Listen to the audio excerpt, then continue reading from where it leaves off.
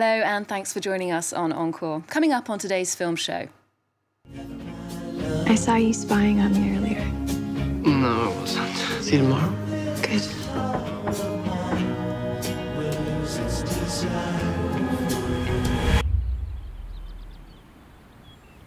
What the?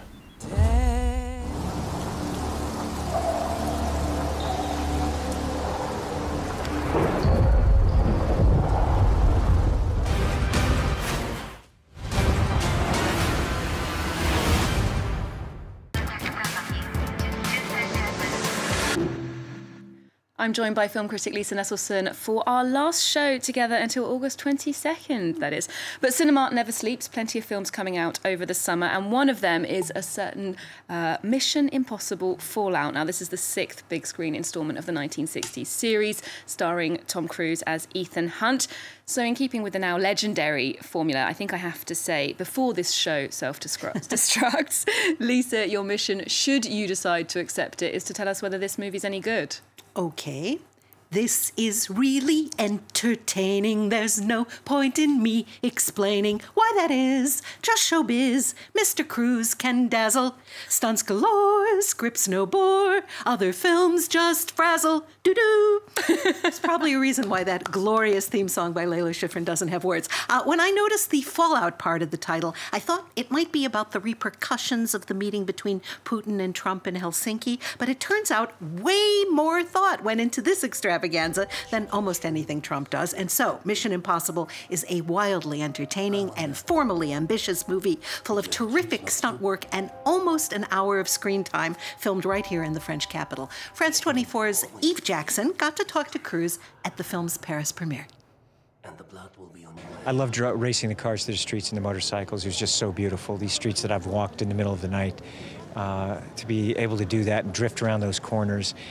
It was really extraordinary having that, and just going down the Rue d'Opera, or, you know, around those, the Arc, Arc de Triomphe. It's just magnificent. Benji, do you copy? We copy, go. Change your plan, unblow, need extraction. We're on our way.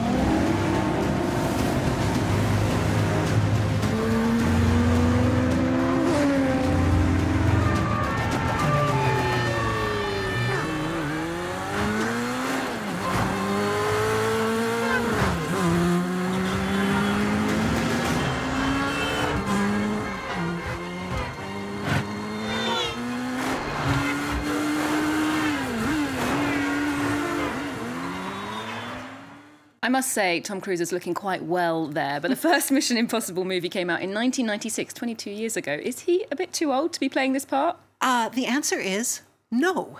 He's absolutely wonderful. He's an authentic, genuine, indisputable movie star who can also act. We know he survived the stunt work he's clearly implicated in there, and yet we're still worried for him. I jumped out of an airplane when I was 21, and there is no way I would do that now. Certainly if the goal were to land on the roof of a prominent Paris monument. This is the sort of thing Cruise gets the big bucks for, but you get the feeling he'd do it for free, you know? It came back to me that the first Academy Awards ceremony after the terror attacks of September 11, 2001, it was Tom Cruise who stepped on stage to be reassuring to us all that it was okay to celebrate the motion picture arts and sciences. And almost 18 years later, Tom Cruise, the movie star, is still absolutely convincing as somebody who will do whatever needs to be done to keep everybody safe when there's danger. I grew up thinking about nuclear catastrophe, and that's at the heart of this slam bag tale. A recurring line of dialogue by writer-director Christopher McQuarrie, spoken often by Cruise, is, "I'll figure it out." And he clearly does. Now, in this sort of film, there's usually a villain. Who is it? Well, indeed. The villain here is a proponent of anarchy, of tearing down the system. So instead of tweeting in all caps, they want to wipe out 1/3 of the world's population by detonating 3 nuclear weapons, each of which is ready to go, except for the metal spheres of plutonium that will make the bombs go boom. Hunt and his loyal sidekicks, played by Simon Pegg and Ving Rhames, were supposed to recover those heavy metal balls, but something went wrong, and the guys run into a number of kick-ass women as well as hyper-masculine Henry Cavill as they try to keep the spheres out of the wrong lethal hands. This is actually a do we cut the red wire or the green wire ticking clock tail that goes right down to yet another wire. So do yourself a favor, see this on the biggest screen you can find with a bunch of other people, and if you don't have fun, take it from me, your wires are crossed. So there. I think you've sold it to me, Lisa. Well, reviews are very positive worldwide for Mission Impossible, but that's not the case for Under the Silver Lake, our next film. This is a neo-noir starring Andrew Garfield as an unemployed guy in Los Angeles who becomes obsessed with details that may or may not be clues. Tell us more. Well, American indie filmmaker David Robert Mitchell got lots of attention and awards with his first two films, The Myth of the American Sleepover, which I didn't care for, and It Follows, which I thought was a genuinely scary and original low-budget horror movie. And then he made Under the Silver Lake, which had its world premiere at Cannes this past May and is out in France this summer before it opens just about anywhere else.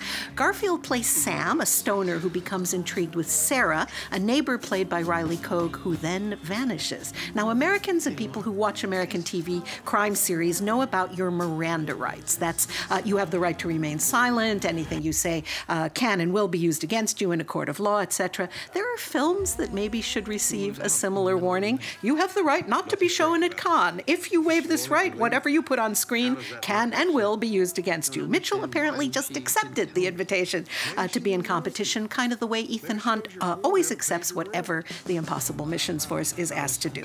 And his pop culture neo-noir got clobbered. Peter Bradshaw of The Guardian called it, quote, catastrophically boring, callow, and indulgent, end quote. I, however, really enjoyed it, but I'm a sucker for the latent power of pop culture debris and a certain strain of conspiracy theories. I thought this tale was both creative and fun, but judge for yourself. Come on in! The water's so refreshing.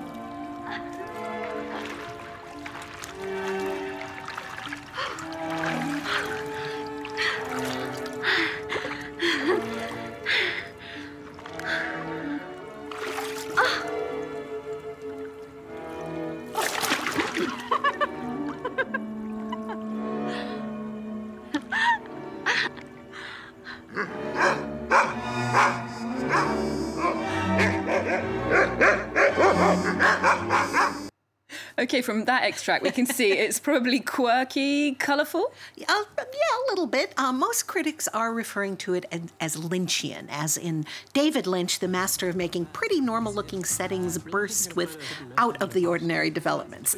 Mitchell has said that the idea came to him when he and his wife, who were living in a modest part of Los Angeles, looked up at the beyond luxurious houses up in the hills and wondered, what goes on there? Are those people doing stuff that's substantially different from what we're doing down here? Well, yes, they probably are, but is it actually something to envy or not? The film's release was moved from June 22nd to December 7th in the U.S., which suggests maybe re-editing. France, the Netherlands, and Sweden are the only places you can see it this August, which sounds like some kind of conspiracy theory right there. Well, let's see how it does there. Now, moving on, according to the aggregated review site Metacritic, the best-rated film shown in competition at Cannes this year was from Turkey, and it was 3 hours and 8 minutes long. I must say, I enjoyed The Wild Pear Tree. What else can you tell us? Well, I could show off and mention that this is a co-production among, deep breath, Turkey, the Republic of Macedonia, France, Germany, Bosnia and Herzegovina, Bulgaria, and Sweden, but I won't. And yes, it does last a little over 3 hours. Turkish writer-director Nuri Bilge Ceylan makes meditative movies with a sense of place that is inevitably gorgeous. His previous film, Winter's Sleep, won the top prize at Cannes a few years ago. So in this film, a young man named Sinan returns from his university studies with nebulous prospects and a vague plan to write semi-autobiographical literature. But no sooner does he return to his smallish town than it's made quite clear to him that his father owes money all over the place. His father is a teacher, very charming, but an inveterate gambler.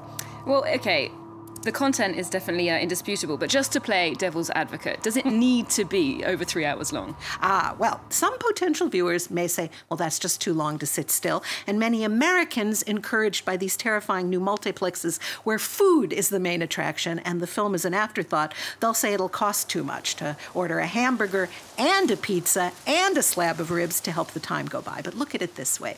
People will happily watch a tennis match that runs into hours and hours and think they're getting their their money's worth. So why are people apprehensive about seeing a movie that lasts more than 2 hours? Especially people who happily binge watch TV series, which can be a commitment of time of way more than 2 hours in a row. One of the sequences that has stuck with me is Sinan and two religious young men having a very long discussion about the nature of religious faith and responsibilities. And another long, edifying sequence has our guy striking up a conversation with a published author. The younger man is increasingly arrogant and increasingly annoying, and by the time the author tells him off, we practically cheer. There's a well that may or may not yield water, episodes of dream logic, wobbly romance, more. There's a lot going on. Now, a colleague's review points out that the film includes the Trojan horse prop left over on location from the film Troy, starring Brad Pitt and Diane Kruger, and this got me thinking about a code of conduct for Trojan horses. If you sneak one in, is it incumbent upon you to take it back out again once your secret soldiers are inside the city walls, or do you just leave it there like crumpled gift wrap? And should there be a deposit on Trojan horses so you bring it back to the store? Just Important cinematic ethics. It really is beautifully filmed, though, that film. Thank you very much for joining us this week, Lisa. Now, finally, Sweden is known for many things, but perhaps its most famous export is the group ABBA. And when Scando Pop meets superstars, including Meryl Streep, Pierce Brosnan and Amanda Seyfried, well, we all know what happened 10 years ago.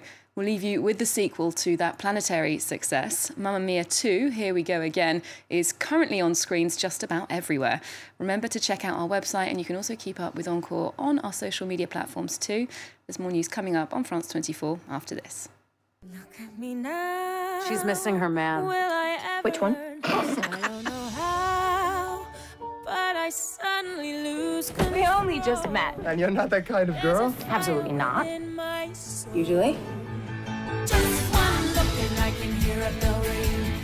One more look and I can... Come on, girls! Whoa, Mamma Mia, here I go again. My, how can I resist? She wasn't scared. She could do it because she wasn't alone. My, just She had me. miss